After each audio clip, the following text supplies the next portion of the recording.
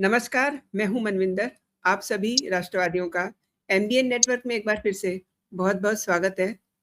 और ममता बनर्जी के सामने ऐसा क्या संकट आ गया है कि उन्होंने अपने भाई को अभिषेक बनर्जी नहीं, तृणमूल के लिए चिंता जताई है और अभिषेक को दूध से मक्खी की तरह निकाल दिया है। ये छोटा सवाल नहीं है, ये बहुत बड़ी बात है। और जो एलओपी बने हैं, उनकी शेयर की क्या वैल्यू है, ये भी अभी किसी को समझ में नहीं आ रहा है। दरअसल ममता बनर्जी का खेल खुल कर के सामने आ गया है। क्या इसीलिए हुमायूं कबीर ने पैतरा बदला है, सारे राज खोल दिए हैं और ममता बनर्जी के खिलाफ फ्रेश एफआईआर भी हुई है। कई सारे अपडेट्स हैं। आप जल्दी से वीडियो को लाइक कर लीजिए क्योंकि मेरे साथ जुड़ चुके हैं कोलकाता से उदय भानु बनर्जी सर। सर नमस्कार, बहुत स्वागत है आपका। नमस्कार मैडम, नमस्कार आपके सारे दर्शकों को भी। कल हमने डिस्कस किया था कि अभिषेक ममता के घर जाते हैं, झगड़ा होता है, उसके बाद तो ममता बनर्जी ने इतनी निर्ममता दिखाई है, कैसे देखते हैं? क्योंकि ममता ने पार्टी को अहमियत दी है, अभिषेक को बेदखल कर दिया है। जी उदय सर। मैडम, ममता बनर्जी का राजनीति यही है। एक लाइन से बताए तो इन्होंने अभिषेक बनर्जी के बिल्कुल दरकिनारे कर दिए। ठीक है, पार्टी इन्होंने बनाई थी टीएमसी, बहुत लड़ाई के बाद इन्होंने सत्ता में आई थी। उसके बाद जो भी हुआ वो तो सब जानते ही है। अभी हुआ क्या, ममता बनर्जी को समझ में आ गया हम अगर अभिषेक बनर्जी के साथ जुड़े रहेंगे या इनकी जो है हिमायत करते रहेंगे तो कोई पार्टी, हमारे पार्टी मेंबर विधायक जो चुन के आए हैं वो साथ में नहीं रहने वाले। ठीक, दूसरी बात है, जो चीज आपने पश्चिम बंगाल के असेंबली में जो देखे स्प्लिट होते हुए, टुकड़े होते हुए टीएमसी को, वही चीज अगले 10 दिन में आपको संसद के दोनों कक्ष में भी दिखाई देगा। इनके करीब 42 के लगभग सांसद है टोटल, दोनों मिला के। तो उनमें से हमारे पास जो खबर है वो 18 के जो है वो अपना तय कर लिया। वो किसी भी हालत में अभिषेक बनर्जी को अपना लीडर मानने के लिए तैयार नहीं है। इसीलिए कल देखिएगा, कल हमने बताया था ऋतुव्रत बनर्जी एलओपी चुनने के बाद पहला प्रेस कॉन्फ्रेंस में बताया हमारे लीडर है ममता बनर्जी। इसका मतलब ममता बनर्जी पार्टी के ऊपर वही कंट्रोल रखेंगे अपना। तिजोरी के चाबी जो है उन्हीं के पास रहेगी। 1582 करोड़ का कोई मामूली पैसा नहीं है मैडम। आज तो हमने पता कर लिया कि उस अकाउंट में कितना पैसा है। और ये सारे पार्टी अभी ऋतुव्रत बनर्जी और या संसद में जो भी एक चुना जाएंगे इनका लीडर, ये सब सारे मुखोटे हैं। लेकिन पीछे जो है, क्योंकि ममता बनर्जी सत्ता से बाहर नहीं रह सकते हैं, यही इनकी राजनीति है। यही करके इन्होंने कांग्रेस को तोड़ के इन्होंने आए थे, तृणमूल बनाए थे।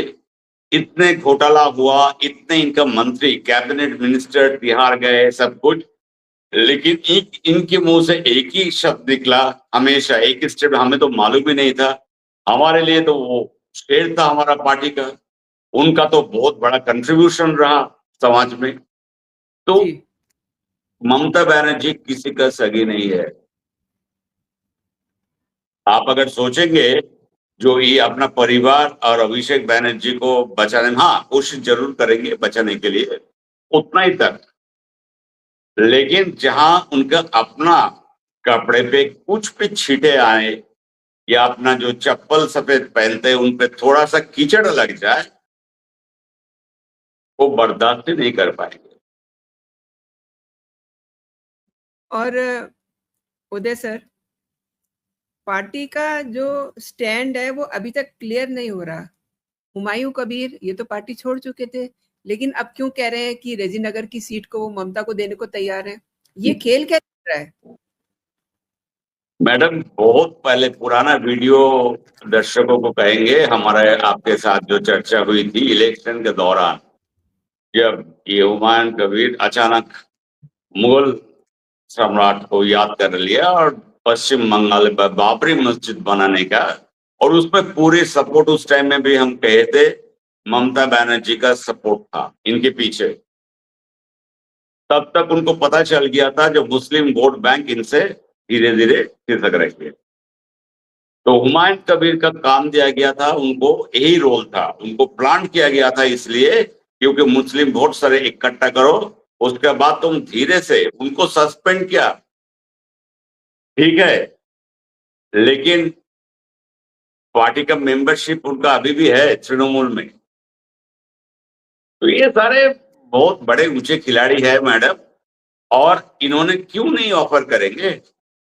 बहरमपुर और रेजीनगर मुर्शिदाबाद डिस्ट्रिक्ट में जहां पे डेमोग्राफी करीब करीब चेंज होके 68% मुस्लिम हो गया, ये तो सबसे ज्यादा सेफ सीट है उनके लिए, क्योंकि फिरहाद हाकिम तो बोल दिया हम अपना सीट छोड़ने वाला नहीं है मंदिर से। अब देखिए कल इनकी तरफ से बयान आया था पार्टी के तरफ से, जो फिरहाद हाकिम अपना मेयर पद से रिजाइन करने वाले हैं और ममता बनर्जी उसमें हाँ भी बोली, लेकिन आज के दिन तक अभी इस वक्त तक उन्होंने रेजिग्नेशन नहीं दिए। मतलब नगर निगम का कमिश्नर जो है, जो हेड करते हैं, उनके पास मेयर का कोई रेजिग्नेशन का चिट्ठी नहीं आई। तो आप खेल समझ रहे हैं मैडम? ये पार्टी, ये उस दिन भी मैंने बोला, कल भी बताए थे कि इसके पीछे दो मुस्लिम लीडर जो सबसे बड़ी रोल प्ले किया, वो है फिरहाद हाकिम, दूसरा है जावेद खान। और जावेद खान वही इंसान है जिनके 93 प्रॉपर्टीज के बारे में शुभेंदु अधिकारी पब्लिक मीटिंग में बोले थे, प्रेस कॉन्फ्रेंस में बोले थे। सोना पप्पू, जावेद खान, अभिषेक बैनर्जी, इन तीनों के नाम लिए थे। उनमें से सोना पप्पू अंदर है, जावेद खान भी जाने वाले हैं बहुत जल्दी, और तीसरे अभिषेक बैनर्जी तो अब ऐसे दलदल में फंस गए कुछ इनके कर्म के चलते, बल्कि ये इनका तो बहुत बड़ा रोल रहा भाजपा के जीतने में। अगर अभिषेक बैनर्जी वो धमकाना चमकाना, मारेंगे पीटेंगे डीजे बजाएंगे, ये सब नहीं बोलते और वोटर को ये प्रभावित नहीं करते, तो शायद भाजपा को ये हिंदू वोट कंसोलिडेट नहीं होता मैडम।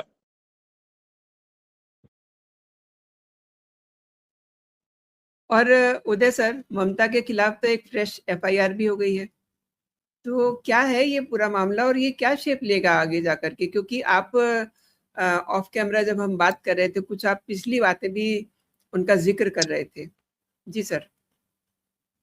मैडम, अगर मुझसे पूछिए, ये आज के दिन में सबसे अहम न्यूज है। ममता बनर्जी के ऊपर एफआईआर कोई सोच भी नहीं सकता। इनके राजनीतिक करियर में जो भी इन्होंने अच्छा किया बुरा किया जो भी किया, लेकिन कभी एफआईआर किसी का करने का हिम्मत नहीं। तो आज ये कैसे हो गया? ये सिचुएशन बदल कैसे गई? क्या सरकार बदल गया इसीलिए सिचुएशन बदल गया? नहीं मैडम। इससे पहले आपको याद होगा, बांग्लादेश का एक स्टूडेंट लीडर उस्मान हादी, उनका एसेसिनेशन हुआ था।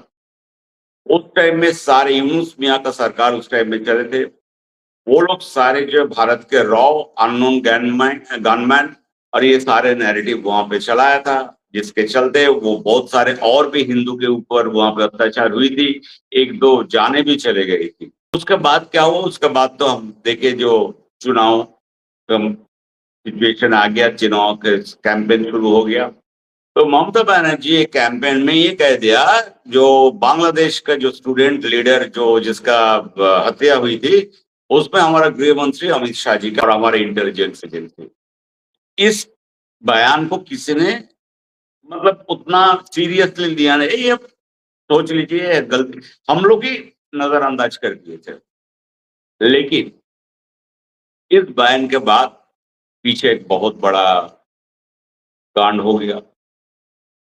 बांग्लादेश का फॉरेन मिनिस्टर उस टाइम यूनुस मियां का जो फॉरेन मिनिस्टर या एडवाइजर जो भी कहिए, उस टाइम में तो कोई इनके पास तो कोई डेमोक्रेटिक कोई पार्टी या कोई इलेक्शन विलेक्शन करके तो नहीं आए थे। ये लोग को तो बैठा गया था और अपने आप खुद को हम बता देते थे हम ये है वो। तो उस टाइम में उनके तरफ से ये आया था हमारे विदेश मंत्रालय में, जो देखिए आप बोल रहे उस्मान हादी के असैसिनेशन में भारत का कोई रोल नहीं है, क्योंकि भारत की तरफ से यही स्टेटमेंट आया था। लेकिन आपके यहाँ के एक लीडर जो संवैधानिक पद पे बैठे हैं, जैसे ममता बनर्जी चीफ मिनिस्टर है, ये बहुत बड़ा कॉन्स्टिट्यूशनल पोस्ट है, ये कोई मामूली पोस्ट नहीं है। उनके तरफ से ये बयाना, तो इसके बारे में आपको क्या कहना है? और ममता दीदी है, तो उनसे जितना आप अच्छे बातों में बात करेंगे, जितना उनको इज्जत दे के बात करेंगे, इसका कोई गारंटी नहीं उनके तरफ से भी उतना इज्जत आएगी। उन्होंने बोला मैं ये, तो अमित शाह जी का रिक्वेस्ट है स्टेटमेंट आप विड्रॉ कर लीजिए ऑफिशियली। तो उन्होंने बोला नहीं करेंगे, आपको जो करना है करिए। इसी दौरान आपको याद होगा, पिछले सारे चीज हम लोग पॉडकास्ट पे कभी ना कभी डिस्कशन किए थे। हमारे नेशनल सिक्योरिटी एडवाइजर डोवाल साहब का एक विजिट होता है, जिनके कोई ऑफिशियल चर्चा या कोई नहीं था और होना भी नहीं चाहिए, क्योंकि देश के यहाँ पे सुरक्षा है उससे ऊपर कोई नहीं है। किसी का बात, किसी का बोलना हम भी नहीं चाहते थे। लेकिन उससे क्या हुआ था? यही हुआ था जो भारत का बीएसएफ और भारत के गृह मंत्री से ये कहा गया, हमारे यहाँ से कोई कार्रवाई नहीं हुई थी, आप अपना जो है इसके पूरा इन्वेस्टिगेशन कीजिए और हम आपको मदद करेंगे, जो सही जो एक्चुअली जो मारे हैं इनको, उसको पकड़ने के लिए। बांग्लादेश का अपना इन्वेस्टिगेशन में पता चला वो सारे लोकल वहीं से बांग्लादेश से अरेस्ट हुआ। और हमारे कुछ लोग बहुत चिल्लाते हैं ना, गोदी मीडिया, हमें मालूम नहीं इस मीडिया ग्रुप को क्या कहते हैं, जो दीदी का हमेशा मतलब जब हरभजन करते रहते थे। उन्होंने नैरेटिव चलाया था जो सारे जो है ये पश्चिम बंगाल से पकड़ा गया था, जो सच नहीं है, क्योंकि बांग्लादेश का अभी उसका इन्वेस्टिगेशन पब्लिक डोमेन में है, कोई भी देख के वो बता सकते हैं जो वहाँ कौन कौन उसमें इन्वॉल्व थे, कहाँ से पकड़े गए और किस कारण से उसको मारा गया आपसी रंजिश में। सीधा सा हिसाब, इनको उस टाइम में इतना बाहर से पैसा आया था एजिटेशन को चलाने के लिए, और साथ में जमात, साथ में अंसरुल बांग्ला, ये जितना हुजी, ये सारे जो है सेपरेटिस्ट ग्रुप जो है और एंटी इंडियन ग्रुप जो है, इतना पैसा दिए थे वो आपस में बंटवारे में क्यों कितना खाएगा, इसी में ये लोग लड़ बैठे और उससे वो उसका मर्डर हो गया था। अब हुआ क्या, उसके बाद इलेक्शन हुई, रिजल्ट आया, सरकार बना, सब कुछ है। परसों ममता बनर्जी उन्होंने एक धरना दिए, जिनमें टोटल जो है सब मिला के 20 आदमी थे, ठीक है, और 100 रिपोर्टर थे। उसका अगर फोटो देखिएगा तो 20 आदमी आसपास उनके जो चले चपेटे बैठे हुए हैं, लेकिन 100 जरूर रिपोर्टर, टीवी बूम, कैमरा, ये सब देखने में आएगा। तो आप समझ सकते हैं उसका मीटिंग का। उसके दौरान उन्होंने बोला वही चीज, हमें मालूम है अमित शाह जी क्या कर सकते हैं, और इनके चलते जो है हमारे पास बहुत बड़ा राज छुपा है। वो जो स्टूडेंट लीडर जो उनको बांग्लादेश में मारा गया, वो उसका जो है सारे साजिश भारत सरकार आ रही है। जैसे ही इन्होंने बोला, एक लॉयर इनको ऊपर एफआईआर किया, और एफआईआर का सीधा जो है ये सिडेशन या देशद्रोही का मामला बनता है, क्योंकि आप अपना बयान से इसका पीछे कारण क्या है, मोटिव क्या है बताइए। आप रायट लगाना चाहते हैं, आप चाहते हैं भारत के साथ उनके पड़ोसी देश का जो है संपर्क बिगड़ जाए, या आप चाहते हैं जो पूरा दुनिया में जो है वर्ल्ड इसमें भारत का बेइज्जत हो? तो इसको, जैसे मैं बता रहा हूँ, ममता दीदी का पॉलिटिक्स को हल्के में किसी को नहीं लेनी चाहिए। और कल भी मैंने बताया था, कम से कम हमारे प्रधानमंत्री नरेंद्र मोदी साहब और अमित शाह जी इनको हल्के में नहीं लेते। वैसे मैं बोल रहा हूँ, इस केस को भी किसी को हल्के में नहीं लेना चाहिए था। इनका जो है नतीजा बहुत बहुत दूर तक इसका असर पड़ेगा, और आप देखते जाइए क्या होता है। लेकिन आज के दिन में यही सबसे बड़ी खबर है, पहली बार ममता दीदी को अगेंस्ट में एफआईआर लॉन्च हुई, और वो भी देशद्रोही के मामले में। एंड उदय सर, ये लंदन में क्या चल रहा है? बड़े-बड़े लोग मिल रहे हैं महिया मोइत्रा के साथ, वहाँ पे क्या प्लानिंग चल रही है? और इसमें ममता बनर्जी का क्या कनेक्शन है? मैडम, ये बोलना बिल्कुल सही होगा। लंदन जो है अभी इस्लामिक कैपिटल बन गया पूरा यूरोप का। किस लिए ये सवाल आता है, जो क्यों हम ये बोल रहे हैं? पाकिस्तान के जितना पुराने प्राइम मिनिस्टर, एक बेचारे इमरान खान को छोड़ के नवाज शरीफ, परवेज मुशर्रफ, जितने इनके आर्मी के डिक्टेटर्स और मिलिट्री जनरल सब जो है, सब जब देश छोड़ के भागते हैं तो लंदन भागते हैं। पहले ये लोग जाते हैं सऊदी में, फिर वहां से लंदन। लंदन हो गया अभी आईएसआई का सबसे बड़ा हब। एक दूसरा बात है, बांग्लादेश का जो अभी जो current prime minister Tariq Rahman, वो 20 साल लंदन में वो वहां पे रहे। मैं आपको छोटे छोटे चीज में बताता रहता हूँ, दर्शक समझ जाएंगे क्यों मैं बोल रहा हूँ। ये भी देख उसके लीजिए। बाद ये मोहतरमा Mamata Banerjee, scholar in Islamic history, इनको और कोई सब्जेक्ट नहीं मिला तो बहुत अच्छा, पढ़ाई में कोई गलती, कोई कुछ भी, पढ़ाई ज्ञान तो सबके लिए है, शिक्षा सबको जरूरी है। अभी लंदन में बैठ के ये सारे, यहाँ पे आप जो देख रहे हैं पश्चिम बंगाल में जो ड्रामा, जो नाटक, जो भी कहिए, जो भी पॉलिटिकल डेवलपमेंट हो रहा है, या जो भी ये कॉकरोच पार्टी और ये सब हो रहा है, अभी देखिए इनके सारे जो है कोई ना कोई नुमाइंदे लंदन में बैठे। तमिलनाडु के एक नुमाइंदे बैठे हैं। वेस्ट बंगाल भाजपा सरकार आ गया तो बहुत बड़ा इसका नुकसान हुआ, जो एंटी नेशनल्स, एंटी इंडियन जो है, और खास करके इंडी जो उनके महुआ मोइत्रा जी बैठी है। अखिलेश यादव जी वहां पे पहुंच गए वेकेशन मनाने, आपको लगता है। चौथा, राहुल बाबा की भी सफर 15 दिन के लिए होने जा रहा है। और इधर जो है हमारे अभिषेक बैनर्जी का तार भी लंदन में जुड़े हुए हैं। ये फंसे हुए हैं पीएमएलए मामले में, जो ईडी इनको नोटिस पकड़ाई। इनके बहुत सारे ट्रांजैक्शन, हवाला ट्रांजैक्शन, मतलब आप अभिषेक बैनर्जी का जो प्रॉपर्टी या एसेट या जो भी देखिए इनका जो है, कुछ तो सोर्स ऑफ इनकम होगा। है तो एक सांसद ना, ठीक है, उनके जो है बुआ चीफ मिनिस्टर, तो उनको जेड कैटेगरी, ये सब मैं छोड़ देता हूँ, ये सब भूल जाइए। इनके जितना प्रॉपर्टी, एसेट्स, इनके जो काम, लिप्स एंड बाउंड्स, और ये कहां से ये इतना पैसा आता है? इनके पैसा ईडी के पास जो है, मैं आपको बोल रहा हूं ऑथेंटिक खबर, बड़ा बाजार करके एक जगह है कलकत्ता में, जहां से इनके पैसे बाहर जाते हैं हवाले के रूप से। हुंडी साहू करके एक है इंसान जो बड़ा बाजार में, तो ये खबर है इनके पास।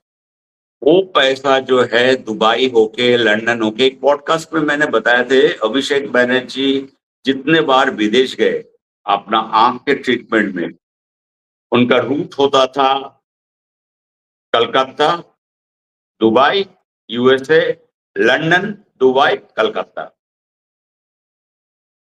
ममता बनर्जी जब स्पेन जाती है, उसके बाद जब लौटते हैं 5 दिन दुबई में बैठे रहते हैं। कौन सा बिजनेस वो ले आया स्पेन से और कौन सा बिजनेस उन्होंने ले आया? एक वो लुल्लू मॉल का जो है, उन्होंने पता कर यहाँ पे अनाउंस किया था, बहुत बड़ा वेयर हाउस और हब बनाएंगे। आज तक कुछ मतलब एक जमीन पे ढेरे भी नहीं हुए। तो ये सारे जो है, ये पैसा का जो रीरूटिंग होता है, अब जो है सही में आज के दिन में एनआईए बहुत एक्टिव है। मैं बता रहा हूँ मैडम, जी, जी, बिल्कुल। तलाशी चल रहे हैं बहुत मदरसा पे। एनआईए इन्वॉल्व के मतलब ये बाहर से कोई ना कोई लिंक है। और एनआईए के इन्वेस्टिगेशन, बल्कि रेड तो आधी रात में शुरू हुई बिल्कुल, बिल्कुल। और शौकत दिन मौला के भर घर जो से। है चला। उसके बाद अभी चल रहा है मदरसा में। और किस एरिया का मदरसा? साउथ 24 परगना, जहां वो आप बदनाम गली कहिए, कुछ भी कहिए, जिसको हम जानते हैं डायमंड हार्बर मॉडल पे। आप समझदारों के लिए तो मैडम इतना ही काफी है।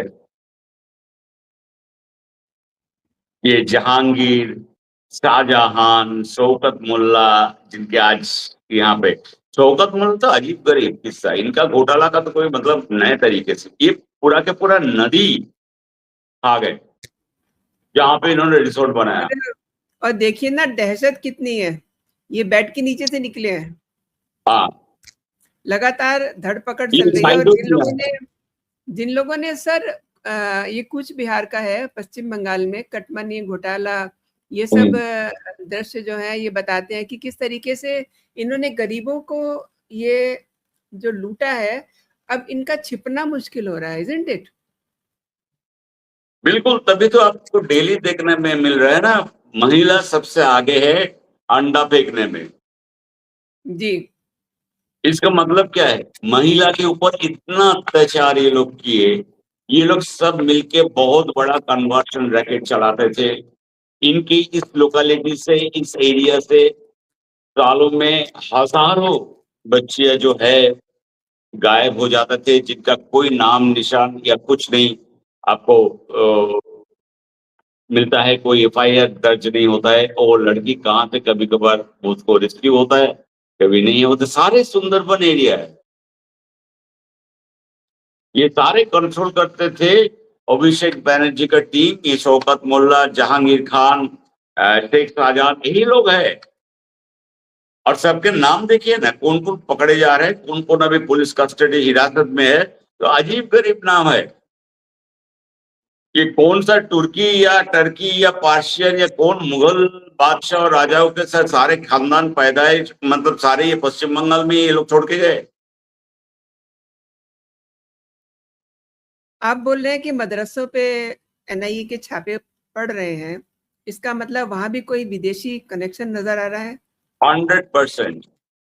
ये सस्पिशन मैं नहीं बोल रहा हूं मैडम, ये आज के दिन का नहीं है। पिछले सीपीएम का जब इनका गवर्नमेंट था, सीपीएम, उस टाइम में चीफ मिनिस्टर बुद्धदेव भट्टाचार्य आपने खुद बोले थे जे हम सीआईडी को बोलते हैं ये जितना अनरजिस्टर्ड मदरसा जितने हैं, ये बॉर्डरिंग डिस्ट्रिक्ट पे, इन लोगों पे नजर रखो और इन्वेस्टिगेशन चलाओ। लेकिन सीपीएम भी वैसा ही पार्टी है। उन्होंने तो उसका इज्जत नहीं दिया, बल्कि उनका इतना बेइज्जत किया पार्टी में अपना वोट बैंक के चलते। मतलब सब, कल जो मैंने आपको एक लोगो दिखाया था ना, जो सिंबल आपने दिखाया तृणमूल, उसके ऊपर सीपीएम का लोगो, उसका जड़ काटा जा रहा है। ये सब जो है मिले हुए है, तुष्टिकरण, जिहादी और इस्लामिस्ट पार्टी। और मदरसा में अनरजिस्टर्ड मदरसा कौन पढ़ते हैं, कौन चलाते हैं, कहाँ से इनका फंडिंग होता है? अनरजिस्टर्ड मतलब इनका कोई सरकारी कोई अनुदान या कोई पैसा वैसा नहीं मिलता है, लेकिन कैसे चलाते हैं? कोई ना कोई तो इसको सपोर्ट देते होंगे। और सपोर्ट क्या मतलब, कोई फाइनेंस देते होंगे। तो ये सारे अभी जो है नेटवर्क सामने में आएगा। बिल्कुल सही कहा आपने। जितने इनके ममता बनर्जी के, अभिषेक बनर्जी के जो नेटवर्क थे, सब इस समय बस्ट हो रहे हैं। और सबसे दिलचस्प तो ये लग रहा है कि किस तरीके से है ना ममता बनर्जी ने अपने भाईपों को बिल्कुल तिलांजलि दे दी, एकदम दूध से जैसे मक्खी निकाल के फेंक देते हैं वैसे उनको कर दिया। उनके दम पर तो ये बहुत कूद रही थी, अब उनका ये हश्र कर दिया है। आपने सर मेरे शो के लिए समय निकाला, मेरे दर्शकों के लिए समय निकाला और उन्हें महत्वपूर्ण जानकारी दी। सर आपका बहुत बहुत धन्यवाद। जय हिंद, जय भारत। जय हिंद मैडम।